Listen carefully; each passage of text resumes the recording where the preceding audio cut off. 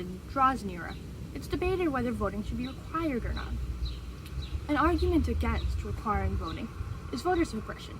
Voter suppression is seen all around America, including places such as North Carolina, where in 2018, a law was passed that altered the times that voter registration locations were open to 7 a.m. to 7 p.m. on weekdays after it was proven that the African American community tended to register to vote on the weekends.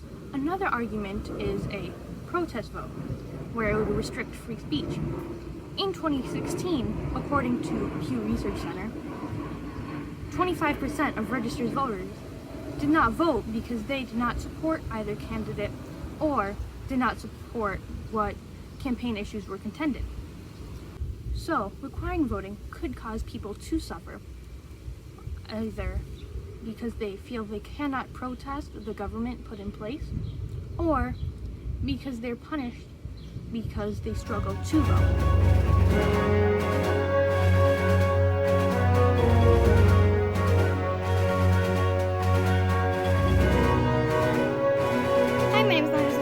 Holy Trinity High School, and my trend story was about the constant patterns of racism, injustice, and fear of power from certain leaders.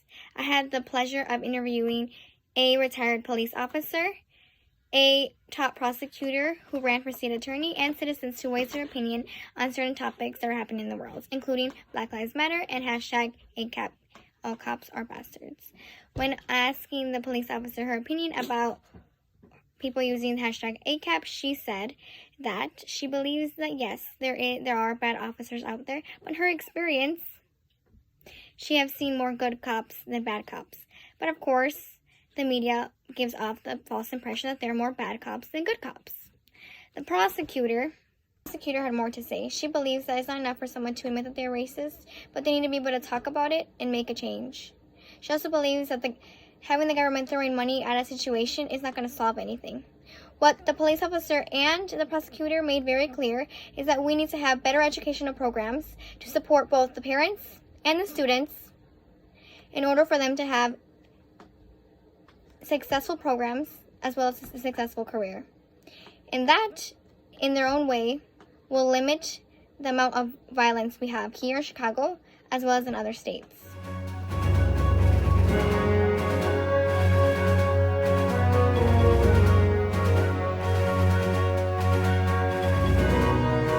Hi, my name is China Shaykanan, and I'm from Mercer School. My story is about a teen that went through 3 shoulder replacements because of a giant cell tumor that took place in her right shoulder.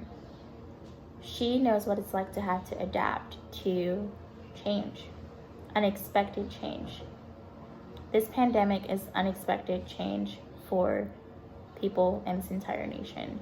This is newsworthy because she went through a lot of hardship and a lot of restrictions, just like some people are feeling and experiencing right now on different levels. Maybe it's a haircut, maybe it's not getting nails done, maybe it's not going out for coffee every day. So it's encouragement, and it hopefully opens people's eyes to see that although it's a tough time, that there are some circumstances that are greater than others.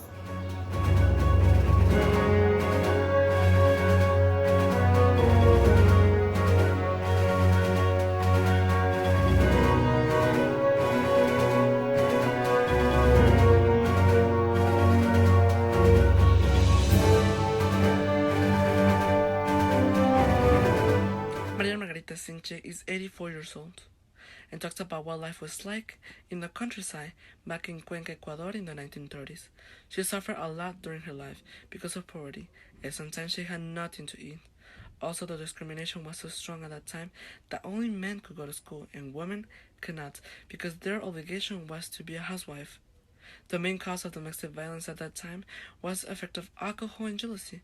She married at the age of 20, and during the relationship, she suffered a lot of domestic violence. She lost her husband and 3 daughters throughout her life. 2 of her daughters when they were babies, and 1 on May 8th of 2020. She's serious because of all the horrible things she has suffered in life, but at the same time, she's the sweetest person in the world. Her daughter, Maria Magdalena Zumba, said, "With everything she suffered, she never stopped, but she continued to be strong and show the world who she is.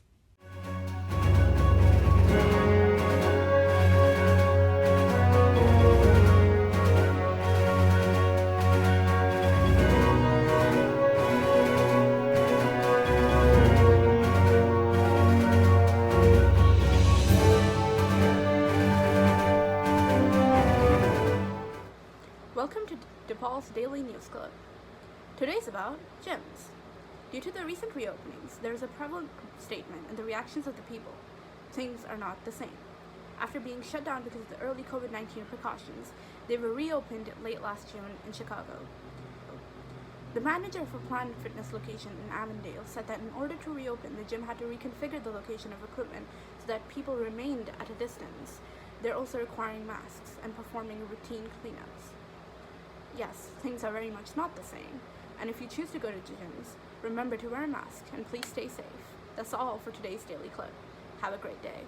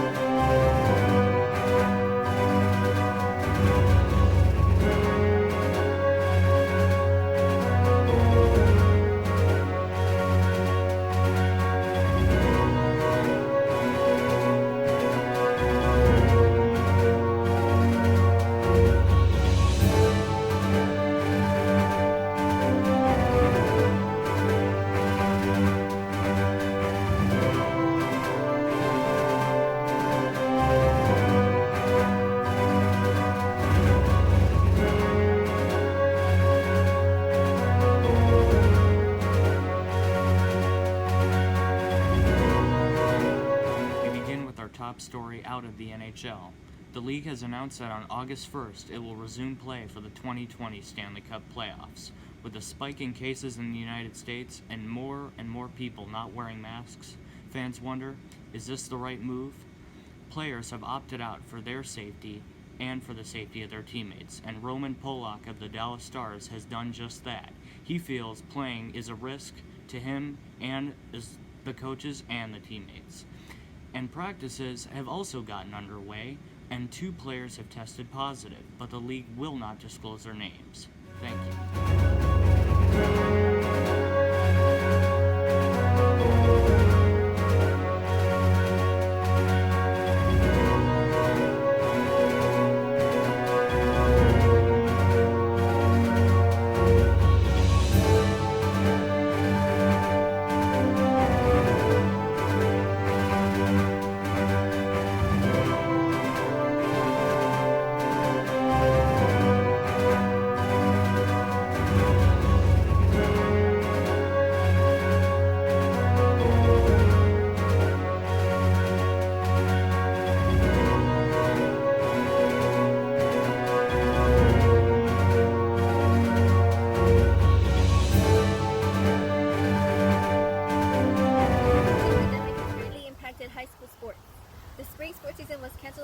and now fall sports could be facing the same fate.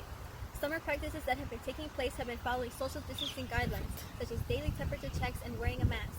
Many athletes are depending on fall sports to be eligible for scholarships, college decisions, and simply to be on a team. The fall sport athletes are currently awaiting a decision from the Illinois High School Association, or IHSA, at 2 p.m. today on the future of fall sports such as football, soccer, and cross country. Both coaches and athletes involved in fall sports will be affected. Once again, this decision will come at 2 p.m. today, and we will be watching closely and keeping you updated. Stay safe, wear a mask, and good luck to fall sports. Reporting live from Humboldt Park, this is